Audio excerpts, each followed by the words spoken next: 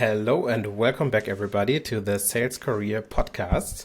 Today I'm speaking to Elric Legloire. I think I totally messed that up, so you will have a chance to pronounce your name again. Welcome, Elric. Thanks, Aaron. And no, you pronounce it correctly, so thank you for doing Wow. it. Yay, I practiced a bit in front of the mirror this morning. So, Eric, before we get started, same question as everyone. If you could time travel, please tell us what you would have told yourself when you were younger. Okay, so for this question, I think I have three different answers. So if I think about my career perspective, my sales career, uh, I think it's all about that maybe I need to move to a company, if I start at a company that have a sales training in place, or they have a good reputation on training salespeople, so SDRs in general. Because for me, I think that's something maybe that could help me to go quicker within this company and then other companies. So that's number one. Then because we're going to talk about that later, but I've been in SDR for 3-4 years. And I think the thing for that is I wished I knew that earlier, but learn about the ICP and the buyer personas, not after 2 years of doing the job, but really at the beginning. And then the last one is as a manager. I think something I didn't do quick enough, it's looking for mentors because I think you have a lot of good resources for SDRs online or for prospecting or for AEs, but for leadership, you have resources, but I think it's hard to find really good resources. And the best resource I found is finding mentors. Yeah, these are three very relevant points, I would say, and I wrote them down so we can cover them later along the way. So before we do a deep dive on that, please introduce yourself so that everyone knows who you are. Yeah, sure. So, like you introduced me already, so I'm Elric. I'm an SDR leader. I've been an SDR leader for 2 years. Before that, I was an SDR for 4 years. Recently, I worked at Chili Piper. I started there as an SDR, then moved inside the company. I got promoted 4 times to team lead, senior team lead, manager for the mid-market segment, and then manager for the enterprise segment. And on top of that, I also run a community for SDRs, and it's called SDR Game. And I'm running a podcast and a newsletter for SDRs and SDR leaders. Awesome. This sounds like you're really into like the whole SDR community. And I think everyone that is out there on LinkedIn also has one or the other way seen your profile pop up here and there. So I think we'll talk a bit about how you got to where you are today and why you're doing all these things. But let's cover your early career first. Can you share with us how you started into sales and maybe what you did before even starting in sales? Sure. So before sales, I didn't know I wanted to go in sales. So I got a master's degree. I was studying in Paris, and I was traveling abroad. And then I met my girlfriend. At that time, it was my girlfriend. Now it's my wife. But when I was doing an internship in Mexico, and so I moved back to Mexico in 2016. To be with her, and so I found a job. So I did a job. I found a job as a marketing coordinator for a small business in Mexico. But the owner hired me to basically do lead generation, find meetings for the sales team. I was trying doing content, producing content for the company, doing the design of the website, working on some campaigns for the company. But it was a small business, and what I learned at school from studying, you had like a budget of 1 million euros to do a campaign. And when I joined the company, I say, yeah, we don't have any budget to do that, so go figure out. And so what I learned there is I started to research online to do how to do marketing, actually. And I learned a lot. At some point, I found the book Predictable Revenue, the book written by Aaron Ross. And I say, hey, I think that's something I should try, because prospecting, if you think about it, in the book they are talking about at Salesforce, how they were doing prospecting at the beginning of the company. And if you think about resources, I say money or time, I think prospecting could be a good one because we didn't have any budget to do any campaigns, so I started to prospect, and that's how I started in sales actually. Yeah, that's pretty awesome to come from a like marketing background and then learning, hey, I think only like doing some content that we can't spend any ad money on or something like that will not do the job. I will get my hands dirty now and start some prospecting. How did that look like when you started prospecting? You didn't know anything besides what this book maybe told you, and predictable revenue is, I wouldn't say old, but it's like it doesn't have all these fancy new things that we have today. So how did you start off? Yeah, so the good thing about the book, it was in 2017, and I think in Mexico City, in Mexico and Mexico City in general, the startup scene was not that big yet, so you didn't have like a lot of SDRs yet, and so basically a lot of companies didn't know about the method of the book. So I think it was working really well, and that's why I started to fall in love with prospecting because of that, because I was just trying what I was.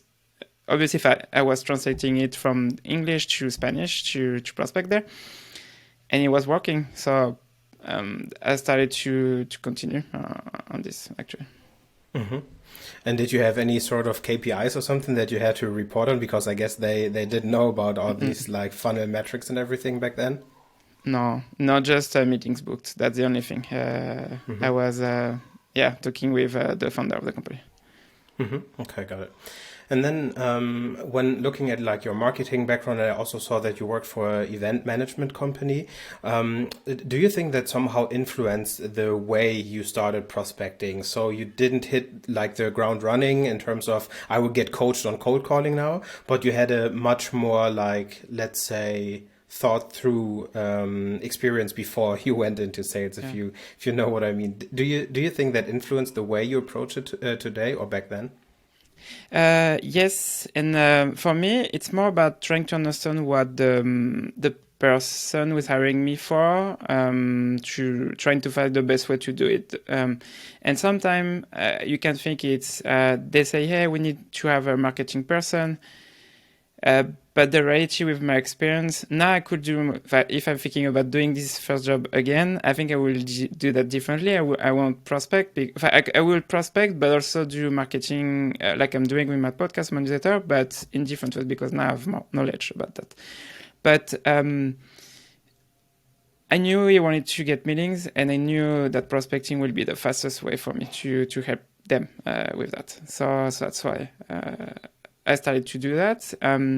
Now my marketing background also helped me to understand not just hey, as an SDR or an SDR leader, just hey, my goal is to build pipeline. No, it's hey, because I already have marketing background, I already understand.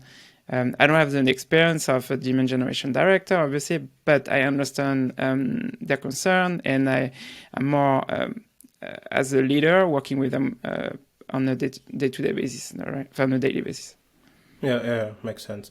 Okay, and then after you figured out like, okay, it's not actually marketing that I want to do, but it's prospecting and it's sales. Was there like a point where you said, goodbye marketing, I will never come back. I'm a sales guy now. Or how was this transition from that department to the other one somehow? And actually, with the podcast and newsletter, for me, I'm not saying goodbye to marketing. So that's for me the way to still do marketing as a salesperson. So I don't think I will be a marketer at some point, but I really enjoy doing that. Mm-hmm. Yeah, and then from your like professional career development, I would say, what was the next big thing that you hit then? Was it right away as SDR position, or what did you do after you had this marketing role? So officially, I was still a marketing person at that company, but off the record, I was how do you say it? I was an SDR for the company, but didn't have any KPIs like we said earlier. And then that's when I made the decision to move to another company to be an SDR officially. Mm-hmm. Okay, I see. And then when I look at your LinkedIn profile right now, I see that you have been with a company in Mexico before, or like two or three Yes. companies in Mexico, and then you started working for Chili Piper, right? Was it also from there, or did you move locally when you joined that company? So I was still working at Chili Pepper when I'm sorry, I was still in Mexico when I was working at Chili Pepper when I joined them. So I was working on the North American market for Chili Pepper, and then during 2021, in July 2021, we moved to France. Okay, I see. But that wasn't work related, right? That was like because No, of no, oh yeah, personal. no, yeah, personal, Okay. personal decision. Uh, it was good because at Shibaba you can. It's a remote company, so you can work from Europe or from the US. So I was managing the EME team actually for the mid market segment, but then when I moved to the enterprise team, it was the global team. So here I was working with the US and. The company is an American company, so we always have meetings with the US team, but the enterprise team was more focused, no, US based focus. So Yeah, I get it. And then from the perspective of working remotely, right? I also did it, but actually I never moved somewhere because I was working remote, but it was all home office. I never moved somewhere. But Chili Piper is a company I know that they like really opened up the gates and said you can work from everywhere, you can do whatever you want to do, unless yeah, I don't know what the rules were, right? Can you share a bit how Chili Piper made that work for everyone working globally? yeah, I think the only thing with that is the customer facing roles like SDR, AEs, or customer success or account manager. Those roles they need to be on the same time zone on the market you're working with, because if you are an SDR working on the North American market, it's um, from a personal perspective, it's better for your mental health to work in Americas. You can be based in the US if you want, but you can be based in South America because it's the same time zone.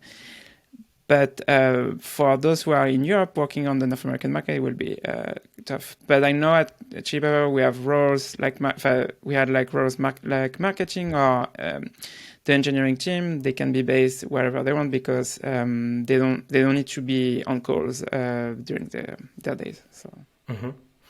And I don't you have been in a like sort of customer facing role at that time, so I guess you were not like somewhere around the time zones. But do you know how your colleagues actually structured their day when they were working? Maybe I don't know. Let's say it was like normal day hours from their time, but it was for the I would say core team if they had something like that. It was night. So I imagine something like handing in something on deadlines and reiterating on them would take longer than for a company that only works in one time zone. How did you experience that? On my side, I didn't see that much, but I know the product team, for example, I know some people on the team, they were traveling at the same time that they were working, but they were still, even though they were in Europe, they were working on the US time zone. So they were starting their day at like 2, 3 p.m. Paris time, and then finishing their day at 10 p.m. Paris time. Yeah, okay, that makes sense. Because I always imagine when I would be working for, actually, I am working for an American company, but if I would be working on their local time zone, then it would be like working a night shift or something. Sometimes I think that would be pretty cool because I would be working a night shift and then having the day off. But I think, as you said, like mental health wise, this wouldn't be a good decision. Anyhow, looking at your career again, you said that you've been an SDR for several years and then moved into SDR or BDR leadership, right? When did you make that decision that you want to pursue a leadership role and not, for example, Yeah. going the AE route? Yep. So for me, unfortunately, that's why I was saying also in my career, if I thinking about my career again, starting again, working to a company with, I would say, yeah, a really good culture around training and coaching, I think will make a big difference. So, but because of that, where I am today. It's because of that. Obviously, the decision I made. I'm really happy with all the decisions I made. And because, for example, on my career, I didn't have like good coaches or good managers until I would say the company before Chili Piper. That's why I made the decision to move to leadership, because I think in general, SDR, they are lacking of good training and coaching. And so because of that, I made the decision to move to leadership. And so I want to, when I work with SDRs, it's to help them to get the coaching and training I didn't have, basically. And that's why I'm doing that. And that's why also I'm doing the podcast and newsletter, because in certain way, it's not coaching, but it's really like the way that if some people don't have like a coach or a good manager, they can still use the resources you are sharing or I'm sharing, for example, and to help them with their career or their career. Mm-hmm. And how does that look like from someone that is working on your team when they get coached and trained by you? What do you focus on and where do you start with them? Let's say I would join your company as a new SDR. Where would you focus on first? Always trying to improve that. So right now, I think I'm way better than when I started, obviously, as a leader. But right now, the first conversation generally is focused on the personal side of the person. So trying to understand the motivation outside of work. So are they engaged, or they want to get married next year? Do they want to buy a house? Do not they have a baby next year? Try to see if they are working on a specific goal that we can help them on, because yes, being an SDR, it's tough. And when we have a specific goal outside of work, I think it's easier to motivate your team, because if you work remotely or so, but I think I don't remember when we were talking if you work in an office. Actually, I don't think not yet. Okay, so for me, I worked at both, so remote companies, but also I work into an office. I don't need to be in an office to be motivated to work. And I know some people, they want to do that. So, but remotely, it's not the same. You can't do that. So I think right now there is some software who can help with that. But when you are in front of your computer, you just have Slack, or you have, we are talking right now through video, but that's the only the conversation you have during the day. So you can't just focus on being at the office to be motivated to do a job. So for me, it's all about trying to understand their motivation outside of work. And that's how I'm starting to work with my teams. Yeah, I think that's a pretty cool starting point, not hearing them first out like, hey, how's your code call skills right now? When do you want to be AE or something? But focusing on their personal life first and then try to weave that in with the professional goals. I actually had a leader once that told me that I should work with my team in terms of finding out what they want to like buy or achieve next. Best case would be something that they would want to buy. And I know one guy on my team wanted to buy a new motorbike, and then it was like, okay, how much would he sell his old motorbike for? What's the difference to the new one? And then divide that by meetings booked, and then actually telling him, hey, your motorbike, you're working on your motorbike every day, and like every meeting pays onto your motorbike. I think that's a really cool approach, and it sounds like you have done the same, right? And that's exactly that. So if you think, and I think it's a really good way to think about that this way, because it's not, hey, you need to book another meeting. No, it's, if you don't book this other meeting, it's going to, going to have a delay to buy what you want. So it's easier to motivate them with this. Yeah, I see. And then when you start working on, like, let's say, professional skills, what would be something for a new joiner on your team that you would focus on then after you found out about their personal goals and you somehow matched that with like working goals? Would you start, I don't know, role playing with them? Would you start looking at ICP? What's the first go-to point then? Okay, so recently I started to, and I was still doing that in my process. So right now I'm still working. It's still a work in progress, but I'm working on the how do you say that? A scorecard for skills actually, and so during the interviews, we are assessing people.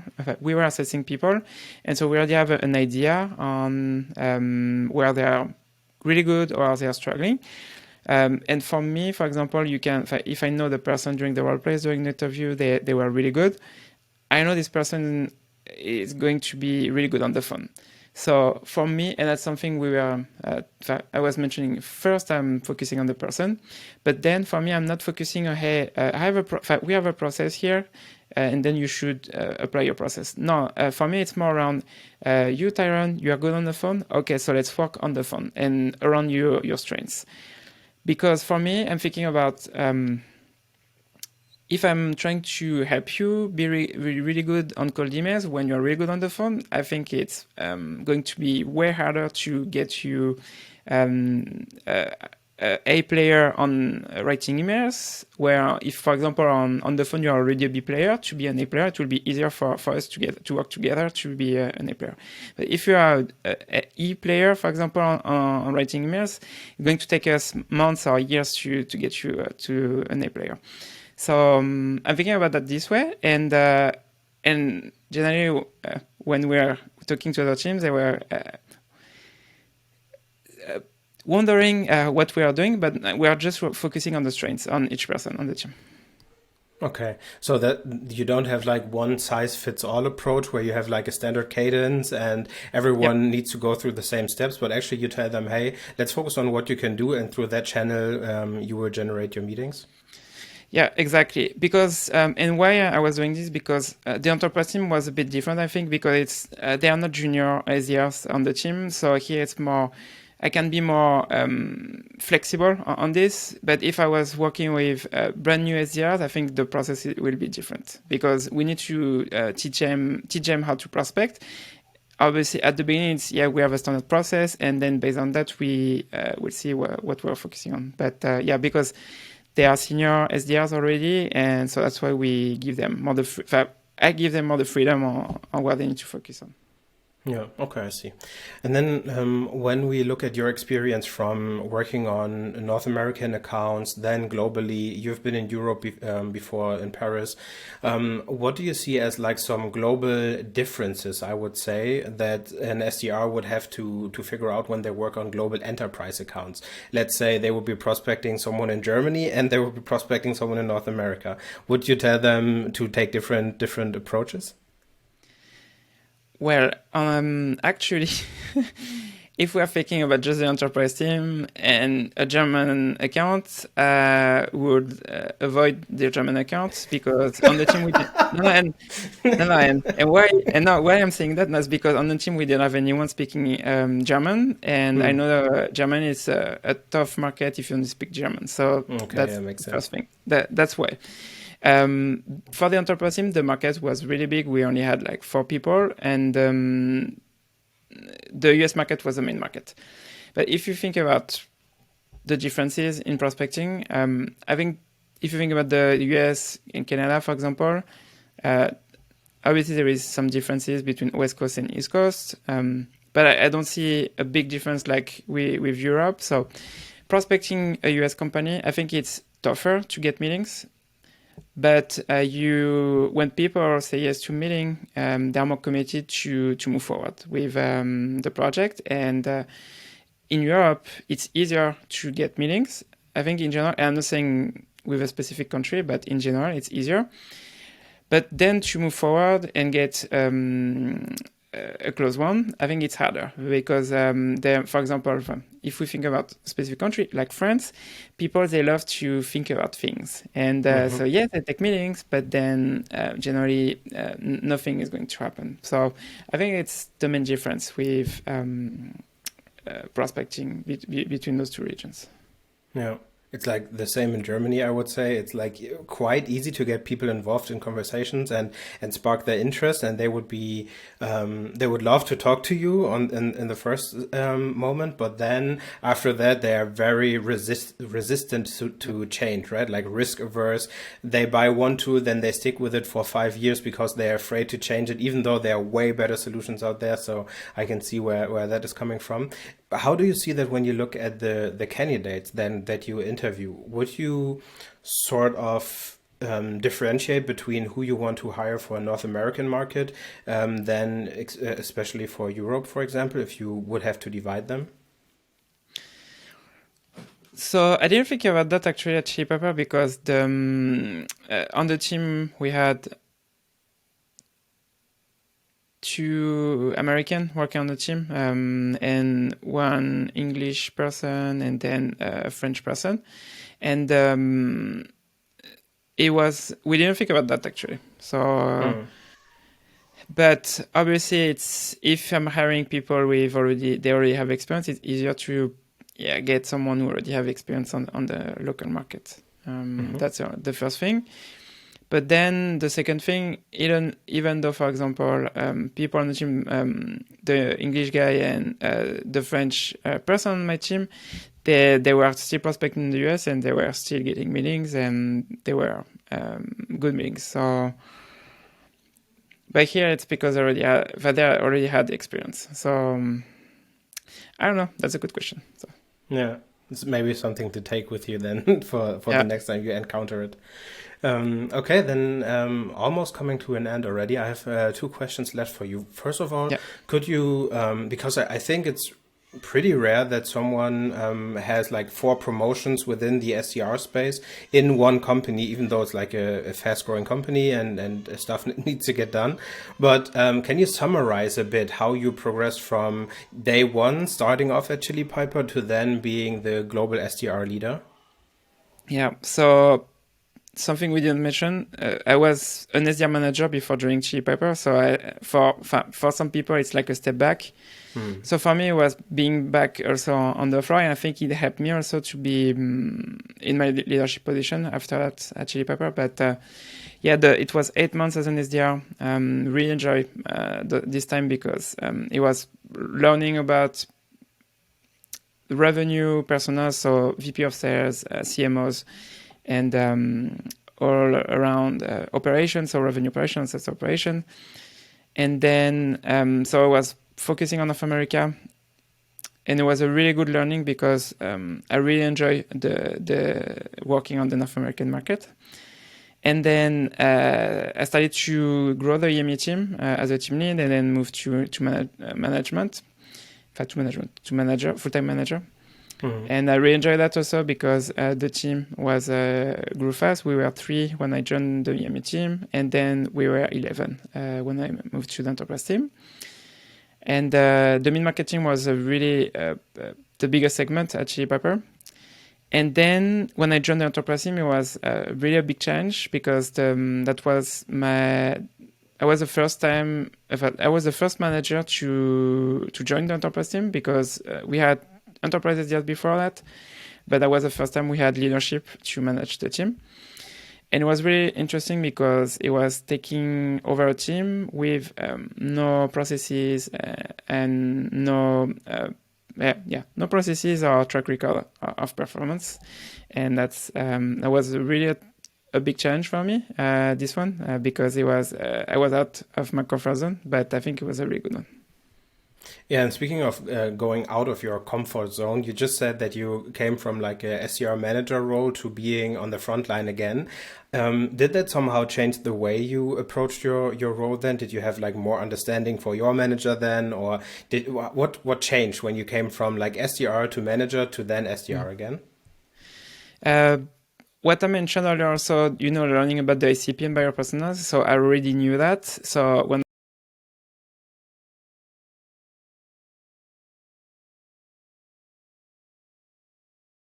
I joined Chili Pepper, I was really focusing on listening, watching demos, listening all the case studies, taking notes around what metrics the customer are talking about.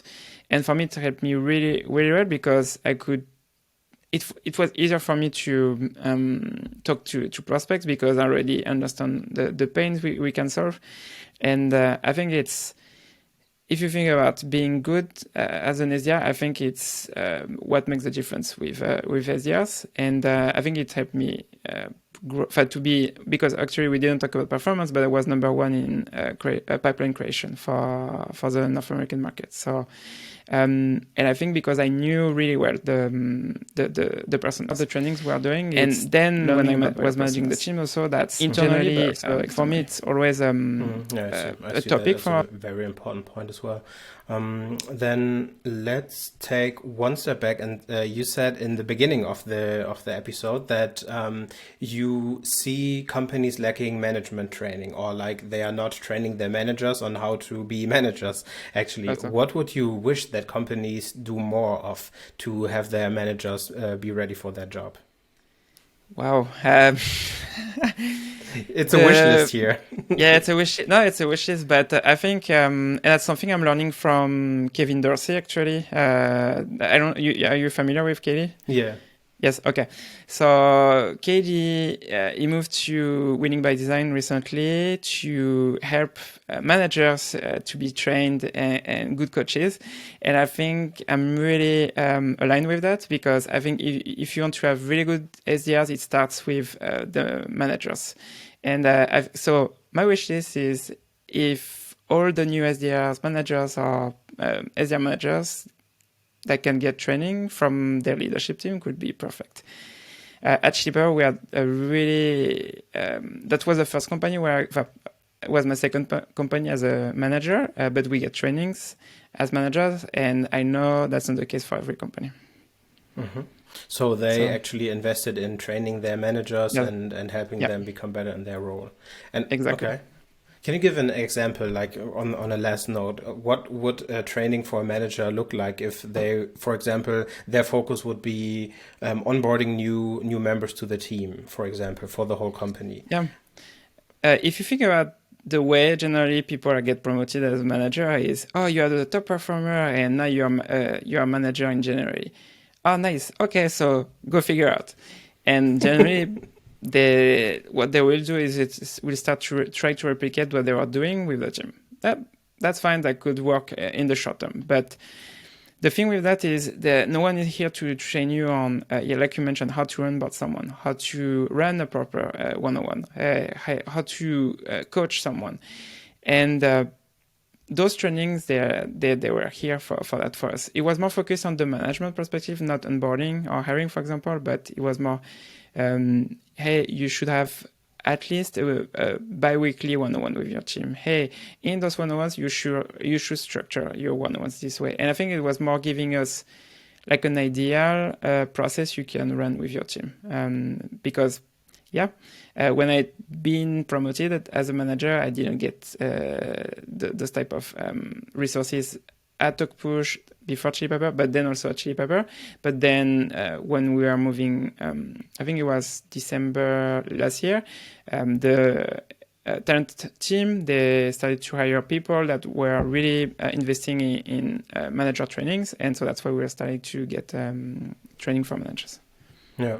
I think that is something, as you mentioned, that is something that every company should do, because knowing it from my own experience, you get promoted to lead a team, and then it's like, okay, how do I actually do this? Yeah, you have no clue. And it's like one of the worst feelings, because you are also responsible for them, right? For their performance, for their personal goals. And you know what? You have training for managers, but you don't have trainings for directors, and you don't have trainings for VPs also. So it's the more you are promoted, I would say, in leadership, and the less resources you will get. So. Okay, yeah, interesting perspective. Actually, then comes the day where you should be earning that much money that you need a one-on-one coach or something outside of your company, I would guess. But yeah, that's a whole nother topic then. Cool, Eric, we are at the end of this podcast. For everyone listening, if you heard Eric speak and you think he could be a great addition to your team, actually he's on the job hunt right now, and we will record another episode of Why Should We Hire You right after this. So take that link, forward that to anyone that is hiring SDR leaders, and then we can get Eric a job really quick. Eric, anything else you want to place here?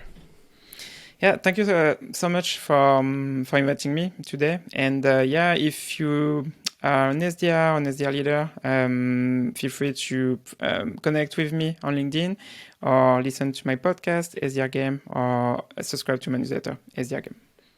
Awesome. I will put some links in the show notes so everyone can find you. And then we will hear us on the next episode. Bye, Eric. Thanks, Aaron.